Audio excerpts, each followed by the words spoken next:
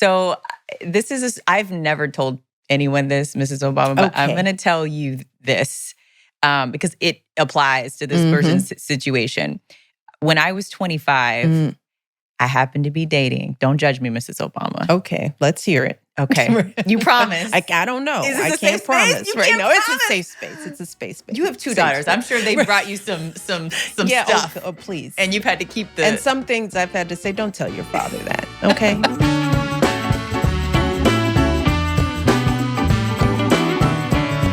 This episode is brought to you by Pine Sol and Theraflu. Well, hey. Oh, I am here. We are here chatting. I'm solo this time. I usually have my big brother Craig to join me in these conversations, but he's feeling under the weather. So, but we're going to proceed without him because we've got a great question that is perfect for our guest. Yes. And I want to welcome one of my favorite people, Elaine Welteroth, who, goes without any introduction. She is beautiful, smart, sharp, awesome. Her resume, she's a New York Times best-selling author, award-winning journalist, former judge on one of my favorite shows that I still never got to go and sit and judge. It could still happen. Project Runway. We'll see. It's on my bucket list. Another thing that you are known for is being at the helm of Teen Vogue, doing great things. But you've also launched Birth Fund, which is a foundation that provides grants for midwifery, birth support, and holistic prenatal care for mothers. And I didn't know about that work. You're doing it all. Look who's talking. Thanks for being here, Elaine. We've got a great question that's right up your alley. But before we jump in, I just want to check how you doing. You look great. Feeling great. You got some things going on. Some things. Tell us all some about big things life. are popping literally about to. Well, first of all, thank you so much for having me. What a dream. I am 33 weeks pregnant. Wow. 32 weeks pregnant today. Congratulations. So thank you so much. This is the perfect way to bless the bump before we get into that final stretch. But it's a good segue into, it's almost a good segue because it's like before you get to having the baby, you got to choose who you're going to do it with. You got to figure out who you're going to have it with. And that takes us to our question for today from a young woman named Alice, who's 30 years old and is trying to figure out this whole mothering thing. Hi, Michelle. My name is Alice. I'm 30 years old and I've been in a relationship for about 6 years. I desperately want to have children and I know that I want to be a mom. However, my boyfriend doesn't feel ready and doesn't think he will ever want kids, but he's not totally sure. We're very much in love and do see a future together, but I just can't imagine a life without children. And I feel like I need to know soon whether or not that's in the cards for us so I can move on if I need to. So my question is, have you ever seen a man change his mind about wanting kids in his 30s? And if so, what prompted it? And if we do decide to break up and I re-enter the dating scene, what important questions should I be asking potential suitors to avoid spending another 6 years in a relationship where our visions are not aligned? Thank you. Woo. So, this speaks to you, doesn't it? It speaks to 25-year-old me. It does. Really? So these were, and I get these kind of questions from my young staff, my mentees, at that age. And a lot of women are struggling with the finding a mate, finding a good mate, dealing with the biological time clock, thinking about freezing eggs, it feels more fraught than it maybe even was for me when I was that age. But I want to hear a bit of your journey around this question. So I've never told anyone this, Mrs. Obama, but I'm going to tell you this because it applies to this person's situation. When I was 25, I happened to be dating. Don't judge me, Mrs. Obama. Okay, let's hear it. Okay. You promise. I don't know. I can't promise right now. It's a safe space. It's a space. You have 2 daughters. I'm sure they brought you some stuff. Oh, please. And you've had to keep And some things I've had to say, don't tell your father that. Okay. Just keep that between us. Let's just say this is one of those things. Okay. This was one of those things. So when I was 25, I found myself in love with a 50-year-old man. Okay. All right. And this 50-year-old man already had children. And at the time, I really wasn't thinking about children. Yeah. And we were having a great time. Really wasn't worried about the future. But the deeper we got into the relationship, it came up that he didn't want to have children. Yeah. How long were you dating before you? It came up pretty early on, I would say. And when he said he didn't want to have kids, I kind of heard what she heard, which is like, well, maybe there's still a chance, right? I think when we're young, we think that we can maybe change people. We think that maybe we could inspire a change, right? Like That's right. Love conquers all and love. But, there are some practicalities in life that you do have to consider. And one of the most important things that my mom has ever told me, that Maya Angelou has said, is that when somebody shows you who they are, or in this case, tells you who they are, believe them the first time. That's right. And this applies in this situation. If this man has said to you, I love you, but I don't want to have kids. And if you know deep down that that is something you really, really want, you have got to know that and keep it moving. You got to, unfortunately, you might have to wrap things up. How long were you in the relationship before you kind of thought? A year. Okay, well, see, that's, truthfully, at 25 or 30, young women are still figuring themselves out, and just to cut you a little bit of slack at 25. Please. you were a baby, and you were still figuring out who you were. And in our 20s, we are more malleable. We're more open to possibilities. And you're with an older man who makes you feel mature and you feel secure in it. I mean, my question is not to you at 25, but it's to him at 50. I have the same question now. Looking back as a 37-year-old woman, I have the same question now. Right. Now, I mean, because first of all, it's like a 50-year-old man is dating a child. And that may feel fun and easy, right? And in so many ways. But my question to him is, why are you wasting her time?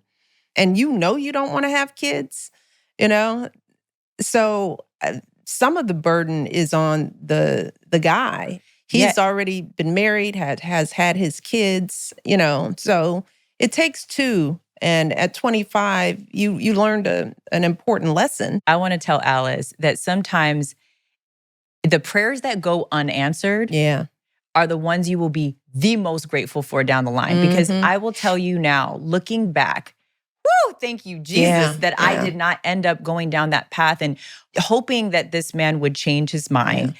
And, God forbid he did. One of the things he would say, and I got to give him credit, he did say, I do not want you to look up in your 30s and go, I gave the best years of my life right, to this guy who when we don't want the same things going into the future.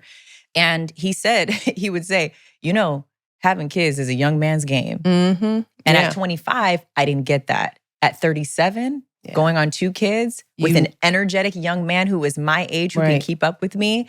Oh, I get it now. That's right. It is something that you have to have the conviction. And I think that, in relationships, yes, you have to make compromises. And yes, you'll hear that a lot from married couples. But there are some things you do not compromise on. And kids is one of them. If you do not have the conviction, if you don't really, really desire that, you are better off not wasting another person's time and entering into that lifelong partnership. Because if you can't support her fully in motherhood, leave her alone. There are many ways to live a full life. And, we're raised as young women to think it's marriage, it's kids in that order. And that's one thing we don't have control over. You know, you don't know if you're going to fall in love. You don't know if you're going to find the right person. You don't know how life is going to unfold. Ain't that the truth? And I find that I know some of my young mentees feel less than because they haven't found somebody or they haven't had a child. And it breaks my heart because these are beautiful, smart women who have amazing lives. But because one piece of the puzzle isn't there, a piece that they've been told their whole lives they should want and have, it's almost like life has no purpose. And one of the things I want my daughters, I'm trying to deprogram them from that belief that there's a certain way to be a woman in this world. Because I don't know what their future is going to hold. So I don't talk about when you become a mother or when you get married. I say, well, if you find somebody, if you choose that, if that's something you want for yourself, but understand that you can have a beautiful life without all that. Absolutely. You know, you are not less of a person because somebody didn't choose you or you didn't find somebody.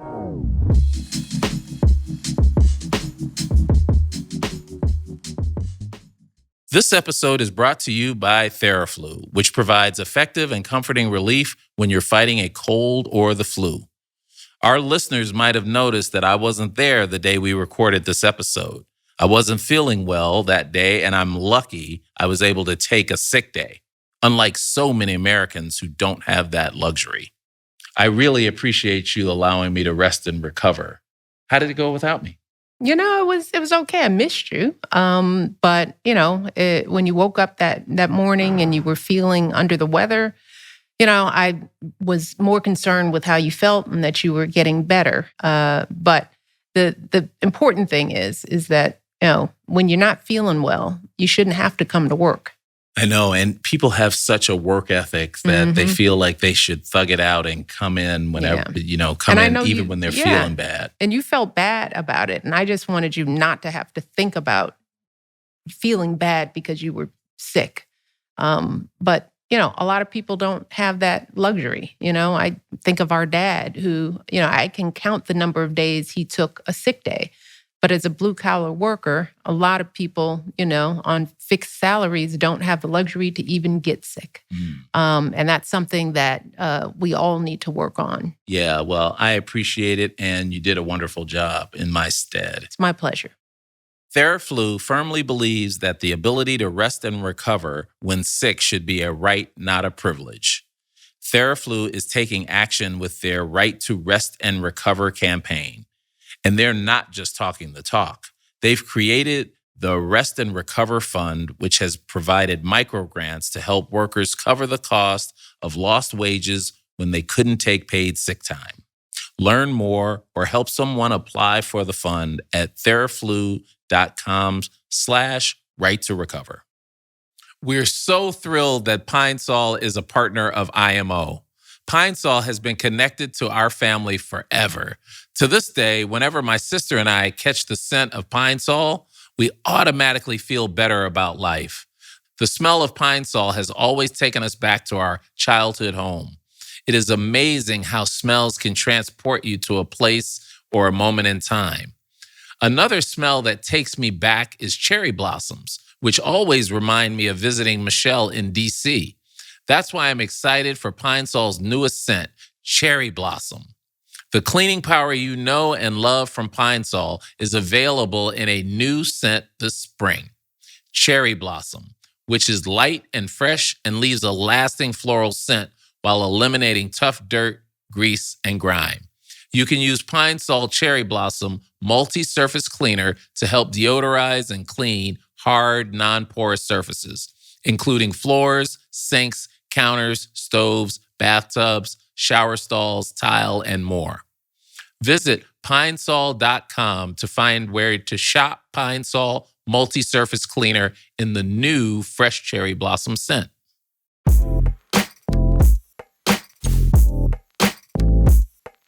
Yes. And especially for Black women, I mean, we can talk about how hard it is to be chosen in this day and age. I love to talk about being the choosers, though. I know. I did. Well, let's talk about that. Well, I do think there's this narrative that you have to wait to be chosen and what it means to be chosen by a man. And I think I had that, I call it the Carrie Bradshaw complex. Yeah. Growing up with Sex in the City as the kind of the waiting for Mr. Big to show up. And that was my Mr. Big. That was my Black Mr. Big. Yeah. And I'm so glad that in that stage of life, God did not give me what I thought I wanted and needed, because what I got was what I truly deserve. Yeah. And I'll tell you, that breakup was the hardest breakup because it represented the breakup with the older guy. With the older guy that I thought I wanted to do it all with was one of the hardest breakups for me, because it was the disillusion of this constructed, concocted dream that had been fed to me that I embraced as like the only way to do it. That's what I'm, Right? Mm-hmm. And it was like this idea that some man is going to come along and save me and choose me and give me this life.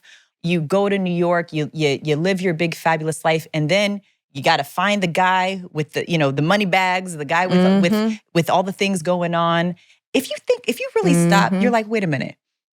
And we call ourselves feminists. Yeah, that's right. And we're right. subscribing to this notion. Yes. So it took a lot of unlearning for me to realize that, hold on a minute, I can be that rich, successful man that I was told to marry. Yeah, great. You can be that him, one. And I can choose the kind of partner that is going to complement my life, my dreams, and what I want, and vice versa. What flipped that switch for you? Was it the breakup? Jonathan, the breakup was the humbling, but also I wouldn't just say humbling. It was a moment of empowerment because I decided to leave that relationship.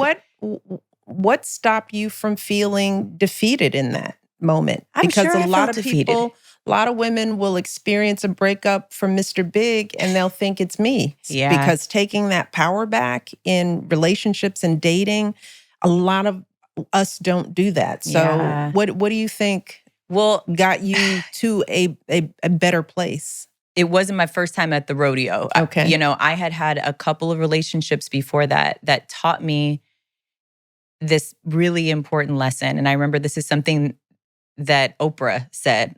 You walk at the whisper before it becomes a roar. I had not done that in the relationship prior to dating this older man.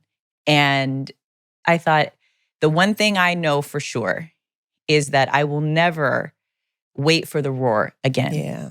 And so one of the contracts that we made when we first came together, because just so you know, Mrs. Obama, I did not know the man's age. Okay. When we started dating. And he didn't know my age. I'm not feeling him, this guy. I know you. You're like my mama. You're like my mama. My mom told me this summer, finally told me, she said, that was one of the hardest times of my life as a mother. It was hard for her she said, to watch you go through that. And I was like, Mom, you acted like you were fine with it. She was like, that was an act. That's exactly what that was. And if she had said something, you would have dated him for another 2 years. That's what she said. That was that was her expertise at work there. You guys were talking? I could feel it. I can feel it because I don't even know the dude and I'm mad at him. Well, he's out of the picture. Okay, ladies. But just so we all are clear here, I did not know his age. He didn't know my age until we were further down the line. So we made a pact with each other and he said, actually, can you let me know if you're ever not having fun? If you're not happy anymore, will you let me be the first to know? And that coupled with this idea that Mrs. Oprah Winfrey has planted in my mind, it allowed me to do these self-check-ins. And the deeper we got into the relationship and the more that I recognized that while I may not want to have a kid today, I can't really envision my life without the experience of becoming a mom. Yeah. And when I do that, I want an enthusiastic partner in that. And you don't want somebody, you don't want to I don't want to drag pull somebody kicking and screaming into parenthood. I didn't want that for myself. And so I thought, this is one of those decisions. I am at a crossroads. I can either take what he's willing to give me, or I can cut him loose and allow for the possibility to get what I deserve. Good for you. And so I packed up my clothes and I left. And you were living with him too? Huh? I wasn't living. I was just staying over there a lot. All right. Miss Obama, I had my own apartment, okay? I was an independent woman. I was like, and I was climbing in my career. Right. By the way, I did not slow down in my career for this relationship. I kept climbing and, so I'm very proud of myself for that. I kept on my path, but I decided to leave that relationship to allow for the possibility that it gets better. Yeah. And do you know that I reunited with Jonathan, this kid from church. The church boy. The church boy. The good church boy. The good old church boy. That you overlooked. You looked right past Jonathan. I sure did. Mrs. Obama. And now we met up. He happened to be in town. Wow. We met up. And I just remember being like, when did he grow up? Yeah, really? When did he get these Jonathan. shoulders? Wow. Yeah. I have always tried to tell, you can't tell your kids anything, but there have been some guys in my daughter's lives that I've been like, don't sleep on him.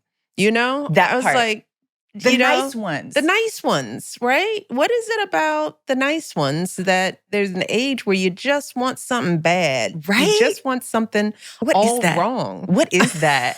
I had that syndrome. But we got to go on our own journeys. Yeah. And, I will say I'm so grateful for all the frogs I kissed before meeting what truly is my version, not to be cliche and cheesy, but my version real of Mr. Big. My real Prince Charming. Yeah. And I will tell you right away, I felt at home. Yeah.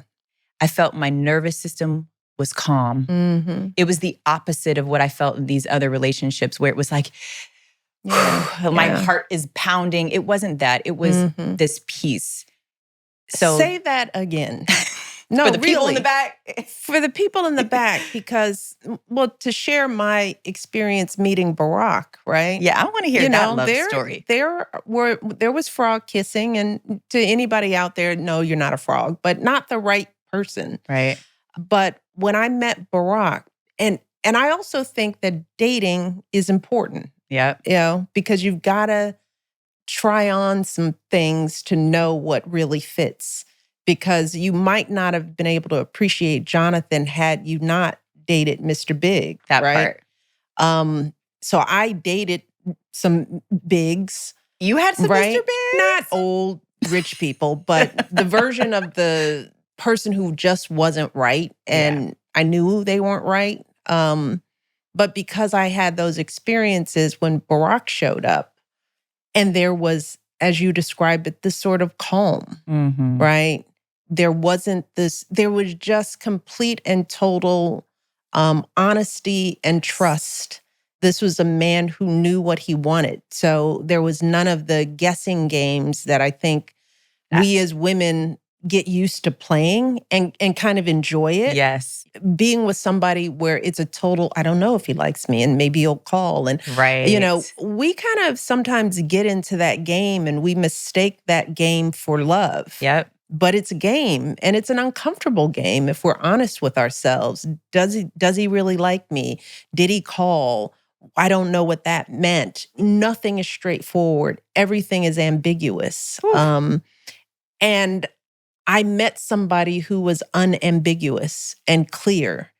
And that feeling was new, but it was the right feeling to look for. You shouldn't have to wonder about your goals and visions with the person that's right for you. You should be able to have real clear conversations up front and say, this is who I am, take it or leave it. Who are you? Yeah. Do you believe in marriage? Do you want kids? Let's not play a guessing game. Yeah. And I try to advise young women in my life not to play games in dating. Ask the questions you need to know and don't be embarrassed by it. Barack was that comfort zone for me. And it was very clear very early that he was different. And different is good. Different is not about games, because I didn't want to deal with somebody that I couldn't talk to, that I couldn't trust, that I didn't know what he thought, that wasn't a good communicator. Yep.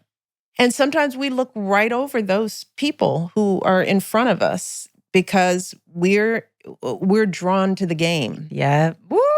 You're preaching. Yeah. Yeah. So did you two speak about these things early on in your dating life? Did you ask, do you want kids? Did you ask, do you want to be married? Yeah. Yeah. And actually, Barack, when we first started dating, he was like, "Mom, I'm not really sure if I believe in the institution of marriage." Oh, he was one of those. Yeah. And I was sort of like, really? Well, what's that for? And I didn't, it wasn't consistent with, who he was, but he would poke at that, right? Yeah. But he was also the person who asked me out, who said, we should date. I was very hesitant about dating because we worked at the same law firm. Mm.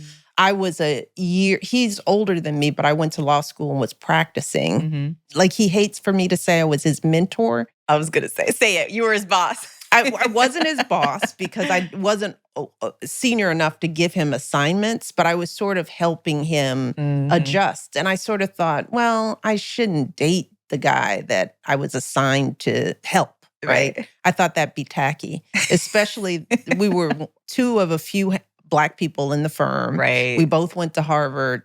It just felt a little cliche. Yeah. And I didn't want to be that associate. Right. Right. But he was like, who cares? We got to know each other for the first month of the summer. And he was like, you're cute, you're smart, you're funny. Let's go on a date. I was like, no, we shouldn't go on a date. That doesn't seem right. But he was like... He knew what he wanted. He knew what he wanted, right? And he wasn't worried about the job or appearances. He was like, this makes sense to me. And you don't get that a lot. That's romantic. Guys, or I know I didn't get that a lot from guys. No, same. I mean, you're guessing for the first few months. And I was like, well, why am I drawn to that and not drawn to the truth? Right. So I chose the truth with Barack. I chose to be with somebody who came to me on clear terms. Yes. And so as a result, that's how our relationship started. We were already friends. Yeah. So we could have these conversations. And I knew he didn't mean the thing about marriage, but his proposal, which I didn't know was coming, goaded me into this argument about marriage. So Barack had studied and taken the bar, and we had been dating for all through his law school year. So it was about 2 years. So he took me out to a nice dinner, our favorite fancy restaurant in Chicago, under the guise of celebrating that he finished the bar. Little did I know that he had asked my parents, had gotten a ring. And so we're sitting at dinner. I'm thinking that it's a regular date. Midway through the entree, he starts talking about not believing in marriage again. And I was like, don't tell me that's how he went into his proposal. No. So he was winding me up. And of course, I was just not feeling it. So I just went off on him. And I was like, this isn't going to last. And if you don't believe in marriage, don't waste my time. And, and I don't understand. And I wouldn't have kids out of wedlock. We had this conversation. But he was just winding me up, and I think I was being wound up all through the entree. What a way to get to your heart. And he was not arguing back. He was just sitting there with his finger on his temple, just letting me go. And then the waiter brought this tray with a silver tray and opened it up, and there was the ring. And I was like, what? You didn't just wind me up and he got down on one knee in the restaurant and asked me to marry him. So... he loves to tell that story because he was like, that shut you up, didn't it? I love it. Let's give him a round of applause. Yay. I love that so much. And I mean, so romantic. And the two of you you guys are goals. You know that. You're marriage goals. Well, but that's why I'm always like, we have trouble too. Yeah. Because even when you have #couples goals, marriage is hard. Yep. And it takes work. And I love him dearly. And I want all couples to understand that marriage is work. And it's work every day. Being a parent is work. Yeah. As much as you want it. Yeah.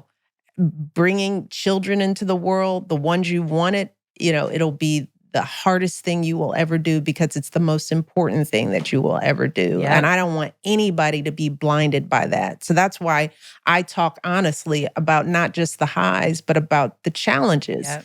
Because I think young couples give up too quickly when things get hard. Yep. And it's like, this is hard.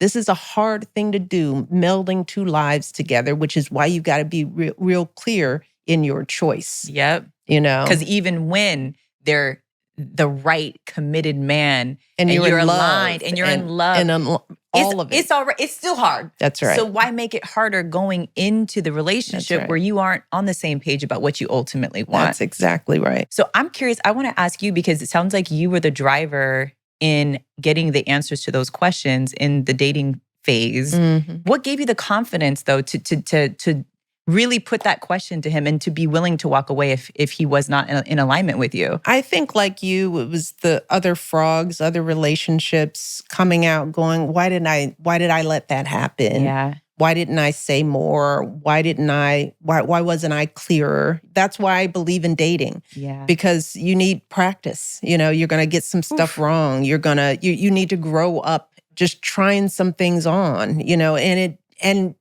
be okay with things failing. Be okay with getting your heart broken because you need to know that you can recover from that too. So I think that it was practice made perfect. So I was a little more ready, a little more sure of myself. Didn't have all the conversations. So, you know, there's still things I look back on 30 years and I was like, did I agree? Did I agree to something in this marriage that I wouldn't have, that when I was 30, that I've got to renegotiate? And the answer is yes, because each decade we are learning something different. Mm-hmm. So you're never going to get it perfect. Right. But I think knowing that this was a serious relationship and that Barack was a serious person, I felt he left space for the questions. Yeah. He wasn't defensive about the questions. And maybe that's another cue for folks like Alice. You know, you don't want to be in a relationship with somebody that you can't have really good, hard, honest conversations. Mm-hmm. You don't have to get married to the person, but if you're dating, sleeping with somebody, if you're wasting your time with them, or investing your time with them. She said, wasting your time. You know, then you should be with somebody that you can talk to. Mm-hmm. And if they're making you feel like you're intrusive or needy, that's a sign. Yeah. I know that we lived together for a year before we got engaged. And I told Barack, I said, it makes economic sense for us to live together, but just know that this isn't a forever thing. Mm-hmm. I don't want this to slip into years and years of living together. Yeah. You know, so it's like if we're moving in together, then the next phase has got to be we're getting engaged and we're going to get married. How did he respond to that? He was like, yeah, makes sense. Makes sense. Which is why goading me with that question was a little annoying on our engagement night, because I was like, dude. Yeah, we already covered this. We covered this. But no, we were in alignment. Yeah. And I knew that. And so everything felt right. I felt safe with him. I felt like there wasn't anything that I couldn't talk to him about.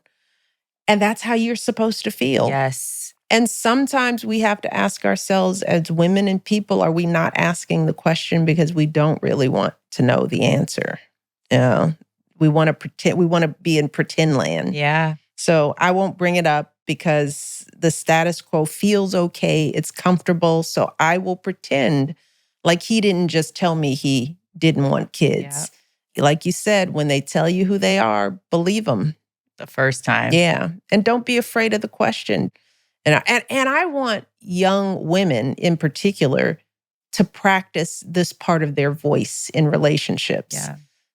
To just practice asking for what you want and being clear. But then you got to be okay with not getting the answer that you want. Mm-hmm. And I'd rather practice that feeling, right? Yep. You'll survive it. Yep. No, it's okay to hear no. It's okay to hear I don't love you like that. It's okay to hear we don't believe in the same things, or I think you're cute, but I don't want to get married. Know it early. Yes. Figure it out sooner. You know, press it and don't feel like it makes you look desperate. all it is you just want clarity. Yeah. It's okay to want clarity.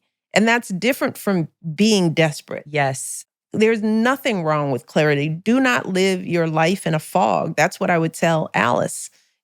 When you're 30 years old and you want things to happen, then don't waste your time with people and just ask the question. Yeah. It's like, who are you? What do you want? What do you want out of life? Why don't you want kids? Let's have those conversations sooner rather than later. Now, that doesn't mean having them on the first date. Right. Right. That might be a little too soon. But once you get to the point where you think you want to spend time with somebody, they should be able to handle these questions, I believe. Absolutely. One thing that we haven't touched on that I think is embedded in Alice's question is this idea that there's an expiration date on her value as a woman and as a prospective partner. She's 30. Yeah. She's realizing, okay, I wasted 6 years with this one. Yeah. And I think that comes with this pressure to close the deal. Yeah. Because society has told us that there's an expiration date on our value and that at some point men aren't going to want us and they're going to go for the 25-year-old girl when they're 50. Yeah. And listen, that's a phenomenon. We can't ignore that. That's right. But that doesn't have to define your value. And Alice has made the decision for herself that she wants to be a mother. So free yourselves to get what you really want out of life. And I truly believe that's true love. Yeah. That is true love. That is setting someone free to live the life that they really, really want. There's no higher love than that. And just because it comes to an end naturally doesn't mean that that time wasn't well spent and that you didn't learn and grow during that time. And it doesn't mean that it's a failure. And live, Yeah. right? Don't wait on life to come to you. Yeah.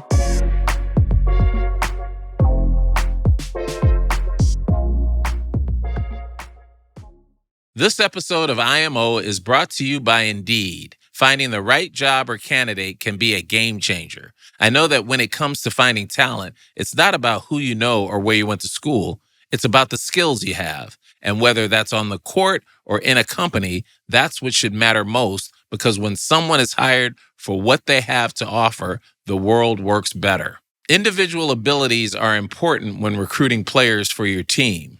You look for scoring, shooting, rebounding, defending, etc. As the world's largest job site with millions of job seekers looking for work as well as employers offering it, Indeed isn't just dedicated to matching people with any job. It's about matching people with the right opportunities and challenging the status quo of hiring. It's about prioritizing skills and being transparent about what you'll be doing, what you'll be paid, and what the workplace will be like. On this podcast, we're all about keeping things real and being honest. And that's also how Indeed views helping the world work better. Indeed is the place to find what you need. Visit Indeed.com and start finding better work. This episode of IMO is brought to you by Cologuard, a non-invasive colon cancer screening test. The Cologuard test is a one-of-a-kind way to feel more in control of your colon cancer screening through a prescription-based test with none of the prep that's required of a colonoscopy. When I was a coach, my players had a team of people helping them with their physical well-being. They had so many tools to make sure every member of the team was on top of their health and wellness. But what I want our listeners to know is that even if you eat well and have a healthy lifestyle, that does not mean you are low risk for colon cancer. The Cologuard test is the only FDA-approved, non-invasive option that looks for both altered DNA and blood in your stool, which can indicate the presence of abnormal cells. The good news is that when caught at the early stages, colon cancer is survivable in 90% of people. So screening and early detection are crucial. With zero downtime, no special preparation, and a screening test that's delivered right to your door, we shouldn't let our health take a back seat. So if you're 45 or older and at average risk, ask your healthcare provider about screening for colon cancer with the Cologuard test. You can also request a Cologuard prescription today at Cologuard.com/podcast. The Cologuard test is intended to screen adults 45 and older at average risk for colorectal cancer. Do not use a Cologuard test if you have had adenomas, have inflammatory bowel disease, and certain hereditary syndromes, or a personal or family history of colorectal cancer. The Cologuard test is not a replacement for colonoscopy in high-risk patients.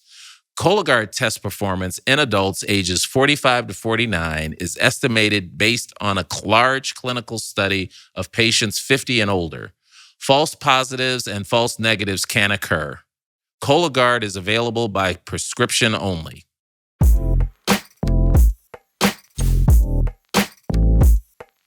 I would tell Alice, move on from this guy. Yeah. And don't just jump into the next thing. Mm-hmm. Work on you. Yep. Work on your dreams, your goals, your aspirations. Build your life independently. Use this time to make sure you're whole. Yes. And understand yourself, because that's, I think, why finding love later can be better, because you know more about who you are. That part. So at 30, Alice has got a lot of time to keep growing. Yeah. And let love find you. Yeah. As you grow. And if it doesn't, then you've just grown. Yeah. You're still at a good place. Yes. You might not have, love might not have found you, but you didn't stop your life waiting for it. Yep. I will tell you, my mom has said to me from the time I was a little girl, a healthy relationship takes two whole people who got to be whole on their own. And that is something that was like etched into my brain so early on that when I finally was mature enough after the delusion, I lived in the, one thing I want to admit to right here is that I did live in that delusion for a little bit where I heard the answer, but I was a little bit like, we you all have done that in our lives. So it's okay, Mrs. Obama. You're not judging me? No, not at all. Okay. Because I can see those moments in myself where I was like, I'm going to make him love me. And, so we all go through that. Yeah. That's why you keep moving through it. Yeah. But after that part, after the delusional chapter, right. Then I moved into this part where I really did fall in love with myself before I fell in love with Jonathan. Yeah. In that in-between time. That in-between time is truly what I think set me up for a lifelong relationship. I think before that point, I would fold into the relationship. That part, yeah. And I would become what was good for the relationship. But this time that I spent in between Mr. Big and my actual husband, I cut all my hair off. It was so cliche. I chopped it all off. I decided I'm going to live on my own for the first time. Yeah. I'm going to make dinner for myself every night. I signed up for a half marathon. I ran the Brooklyn half. Wow. And along that time frame, Jonathan came around. And at that point, I was like you. I was like, I'm not really rushing into this because I'm liking this. Yeah. I'm doing me right now. And I'm tired of being in these, being a serial monogamous. And it's almost like I had these mini marriages. Yeah. And I was like, I want to be married to me. And Jonathan had to catch up with you. And you know who was waiting for me at the end of the finish line at that half marathon? Yeah. With Gatorade and wow. and some oranges. It was Jonathan. And he waited for me and he said, don't worry, I'll be here. And it's that type of partner that's like that knows it's you, that will wait for you, that will show up for you, that feels like home. Like that's the guy that you marry ultimately. So I want that. I want that for I want that for Alice. I want that for her. It's okay. 6 years with someone, you're 30, that's fine. That's okay. But like, what do you want out of life? Make space for that. Alice is wondering whether they're men who change their minds. I mean, people change their minds in life for sure. I definitely know people who thought they'd never get married or thought they didn't want to have kids. So it is possible. If he's saying no, he can change his mind, but do you really want to wait? Right. How long are you willing to wait? Are you willing to wait to see if he would change his mind? I'm just afraid for her for what that question means. It's like she's wanting to wait. she's hoping. If she were my daughter, I would go, really? Why don't you date? Why don't you just keep the door open? If you thought about that, I'd probably ask a question like that. So I don't know. What do you think? Have I ever seen a man change his mind about having children? I don't think that I have. I don't think that I have. I wasn't willing to wait around and see. Let me put that in my own situation. One of the things I say to people as they're thinking about picking a mate, you got to think about like a partner is a member of your basketball team. Ooh, I like this. It's like if you were picking players to play on a team, you wouldn't just pick a shooter. Everybody has to be able to do it all. Yeah. Each person in a couple has to be able and willing to do it all. Yep. So you don't want to marry a man who's like, well, I don't cook.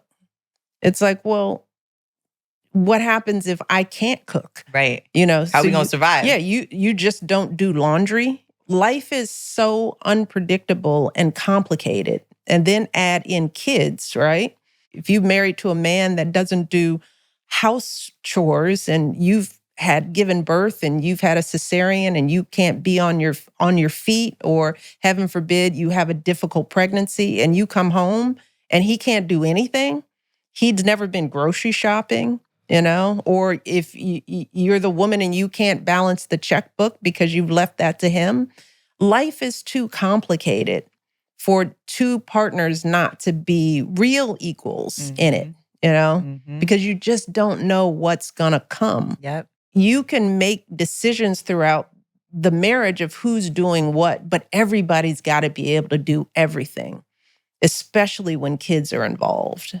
Amen. And so that, you got to look for a whole person, and you've got to be a whole person, and I want men to hear this, and I want mothers raising men to hear this too. Teach these men how to be whole. Do not come into a relationship talking about what you aren't going to do, what you don't believe in, and men and women's roles. I mean, if it works out for you, great. But then don't let life happen to you. Right. Because then what? Right. You've never learned how to do anything other than the thing that a man is supposed to do. I wouldn't want that dude. I'm curious, with you have two daughters who get this, who've gotten this their whole lives. Like, how have you seen this advice play out in your child's relationships? And have you been able to kind of see the fruits of all of your wisdom with them? I think like your mother, right? You don't know whether they're actually listening to you. We're listening. I want to tell you, we're listening. I'm learning that now because they're 26 and 23, right? And this is the age where I can see, oh, you were listening, right? I lecture, I talk, we talk. That's all I've been doing with these girls, talking honestly. Yeah. Making sure that they feel like they can ask me anything, which means like your mother, you got to learn to have that poker face, because if you get too involved, then they don't come back. Yeah. So I spend a lot of time, especially when they went away to college and living on their own, conversations are this, really? Whoa. Wow. Tell me more, right? It's like, they're like cats. It's like, don't hold them too tight. Don't squeeze them, because they'll never come back. I try not to be too judgmental. I try not to be too heavy-handed, but I talk to them in the way that I'm talking to you. I share the mistakes that I made. I share the things that work in our marriage without getting them too involved, right? Just making sure they're seeing the good, the bad. They know that I'm human. They hear my stories, so they feel like they can tell me theirs. And the real learning comes in these kind of conversations, right? Choices that they're making so far are ones that I'm like, okay. Yeah. All right. Not always perfect, but watching them turn the corner and understanding their worth. So I just want my girls to be open and to use their voice in relationships. It is scary to let your kids make their own choices and to suffer their own consequences, and especially when you know better. Especially when you know better. Oh my gosh. It's just like, I've done this. I'm raising my hand in the room. It's like, I know the answer, you guys. Look at me, pick me. Right. I can tell you this. I really do know. And they have to hit the wall. I wouldn't be the mom that I am if I didn't have the kind of mom that I had. And it sounds like you guys are definitely playing from the same mom playbook. You're doing beautiful. Good. You're doing good. Well, I think that if we could sum up our advice to Alice, we've had a full-throated conversation. I think, what would you, if you had to give 3 pieces of advice that summed up what you think Alice should be thinking about, what would you tell her? Well, I'm gonna take a page out of your book, and I'm gonna use an analogy that I just read yesterday that was about writing a book. Mm-hmm. So basically, making hard decisions about your life is kind of like driving a car in the dark with headlights on. You can only see but so far in front of you. Right? Like the light only shines just so much in front of you. And you can make the whole trip by just making the best decisions based on what you can see right in front of you. You don't need to be able to see the whole road. Even when the rest is dark, you can see this much. And so I would say make the best decision for your life based on what you can see from where you're sitting right now.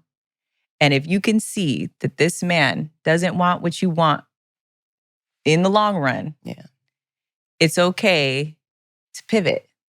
And I think your life is going to be full of beautiful pivots. You don't have to stay on the road that you're on just because you traveled it this far. You can make a left turn.